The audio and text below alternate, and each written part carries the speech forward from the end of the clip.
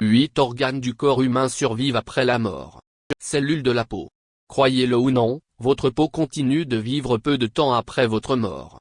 D'autre part, les organes à l'intérieur de votre corps n'ont pas la même chance, c'est pourquoi les chirurgiens greffés doivent enlever les reins, le foie et les cœurs des donneurs dans les 30 minutes suivant leur décès et les introduire dans les receveurs dans les 6 heures.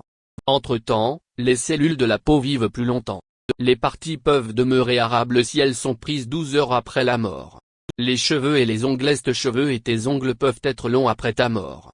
Mais il y a une raison pour laquelle ça n'a rien à voir avec votre corps qui produit plus de cheveux. La longueur des cheveux et des ongles n'est pas liée au fonctionnement des cellules qui les produisent, mais plutôt au fait que la peau commence à se contracter en raison de la faible humidité.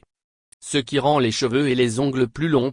C'est pourquoi la barbe semble être longtemps après la mort des hommes, ou la peau du visage sèche, ce qui augmente la visibilité des cheveux. En particulier la barbe. Certains des emplois de Jim Mann continuent de fonctionner après sa mort. Aussi étrange que cela puisse paraître, le processus d'urination et de selle continue de fonctionner après la mort humaine. La vessie s'est déchargée après que le battement de cœur ait cessé, et le côlon le ferait. Et il pourrait prendre plusieurs heures pour se vider.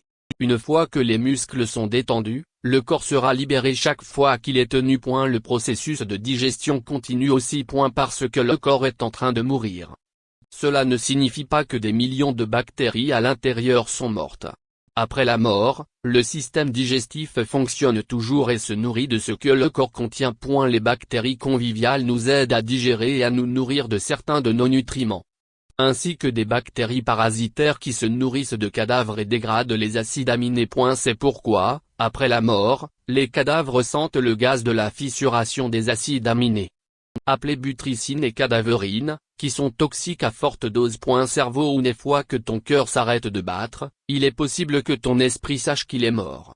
Des études récentes ont montré que les animaux connaissent une augmentation de l'activité cérébrale dans les minutes suivant leur mort. De plus, les gens qui en sont au premier stade de la mort peuvent tester une certaine forme de conscience. Par exemple, selon Live Science, certaines personnes dont le cœur s'est arrêté peuvent décrire ce qui leur est arrivé une fois que leur cœur est retourné au travail. Musclé. Pensiez-vous que les cadavres ne bougeaient pas? En fait, les cadavres bougent souvent, même si c'est terrifiant. Une fois que le cerveau cesse de fonctionner, il faut un certain temps au système nerveux pour mourir, de sorte que les gens peuvent tester des spasmes ou des mouvements musculaires. Il y a aussi le processus de raidissement des morts, ou le durcissement du corps après la mort qui peut faire ressembler le corps à vivre, où les bras et les jambes se déplacent et se raidissent. Un rejet de gaz à cause de l'accumulation de l'excès de bactéries dans le corps après la mort. Le corps va accumuler beaucoup de gaz. Lorsque le corps commence à libérer, il peut y avoir des bruits bronchiques dans le corps et il y aura certainement des ballonnements dans l'abdomen. La tête coupée peut vivre pendant seulement quelques secondes. Le cerveau a une réduction sévère de la pression artérielle en cas de décapitation résultant d'impulsions rapides de sang et d'oxygène, provoquant le cerveau à entrer dans le coma pendant quelques secondes avant de mourir.